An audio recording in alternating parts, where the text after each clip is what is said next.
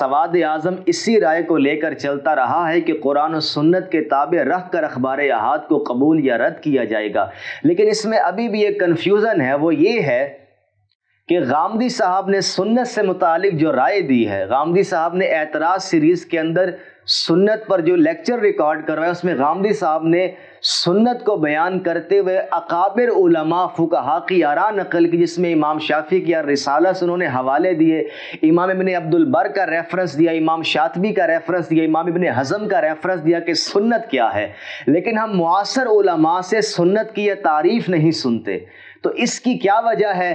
क्या हमारे मदारिस में ये किताबें नहीं पढ़ाई जाती, या हमारे उलमा माजी की इल्मी रिवायत से वाकिफ़ नहीं हैं, या गामदी साहब माजी की इल्मी रिवायत को सही तरह नहीं समझे हैं? गामदी साहब को हदफ तनकीद क्यों बनाया जा रहा है? अगर मैं मज़ीद हैरानी का इजहार करूँ, अहनाफ एक तरफ तो ख़बर वाहिद को उस दर्जा में हुज्जत नहीं मानते, कुरान मजीद को मंबा व मरकज़ मानते हैं, लेकिन मौजूदा ज़माना में अहनाफ सलफ़ के फ़हम पर आ गए हैं, सलफ़ी ताबीर को तरजीह दे रहे हैं, अहदीस पर उसी तरह काम कर रहे हैं। तो ये सारा जो मामला चल रहा है, इसको आप किस नज़र से देखते हैं कि हनफियों ने अहनाफ के उसूल व क़वाइद को छोड़कर इब्न हज़म की फ़िक्र को कबूल कर लिया है, और अब वो हनफी स्कूल ऑफ थाट को हदीस से साबित कर रहे हैं? क्या कहना चाहेंगे? ये कोई नया वाक़या नहीं है हमारी तारीख़ में, बल्कि हर इल्म की तारीख़ में ये मामला होता रहता है कि जब भी कोई साहिब इल्म अपने मौक़िफ़ को बयान करता है, अपनी बात को पेश करता है, और वो लोग जो उससे इख्तलाफ रखते होते हैं वो उसका बरमला इजहार करते हैं, भरपूर इजहार करते हैं। बाज़ औक़ात वो इख्तलाफ करने वाले लोग अक़लियत में होते हैं, बाज़ औक़ात वो अक्सरियत में चले जाते हैं। ये उतार चढ़ाव होता रहता है। इमाम अबू हनीफ़ा की या अहनाफ़ की तारीख़ से आप वाकिफ़ होंगे कि उनके बारे में इनकार हदीस के इल्ज़ामात लगते रहे हैं। किताबों की किताबें मौजूद हैं, मजमूए मौजूद हैं कि जिनके अंदर ये तफ़सील की जाती है कि ये देखिए कि उन्होंने इन अहादीस का इनकार किया है।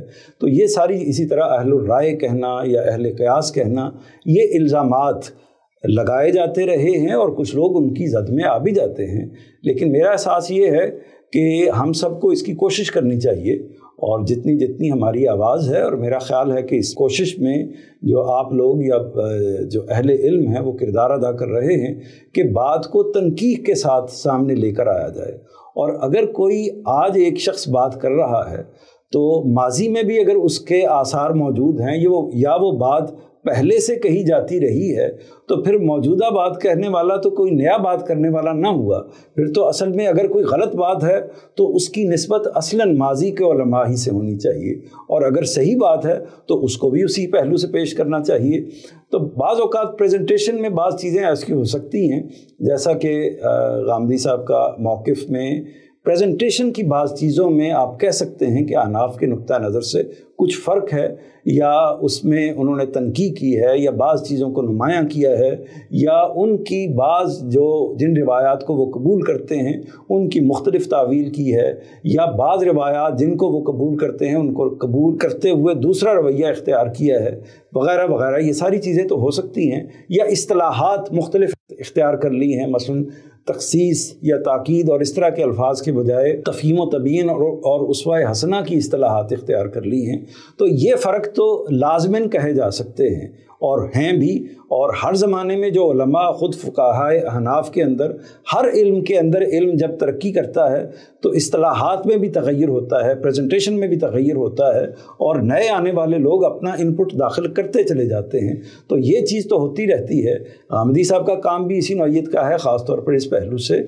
लेकिन ये बात हरगिज़ नहीं कही जा सकती कि वो कोई मुनफरिद जगह पर या बिल्कुल एक अलग जगह पर खड़े हैं उम्मत से, जो एक उम्मत का अमूमी मिजाज है या अमूमी मौक़िफ़ है, उससे वो हट कर खड़े हैं। इस मामले में ये हरगिज़ नहीं कहा जा सकता। तो मौजूदा ज़माने में जो लोग इस तरह का प्रोपेगेंडा करते हैं, वो प्रोपेगेंडा हर मामले में होता रहता है, इल्म के मामले में, दीन के मामले में, साइंस के मामले में, बाकी चीज़ों के मामलात में, हर मामलात में चूँकि बाज़ औक़ात हो जाता है और वक्ती तौर पर उसका गलबा भी हो जाता है, तो हमें ये ख़्याल आ जाता है कि शायद ये जो गलबा है वो असल हक़ को छुपा देगा।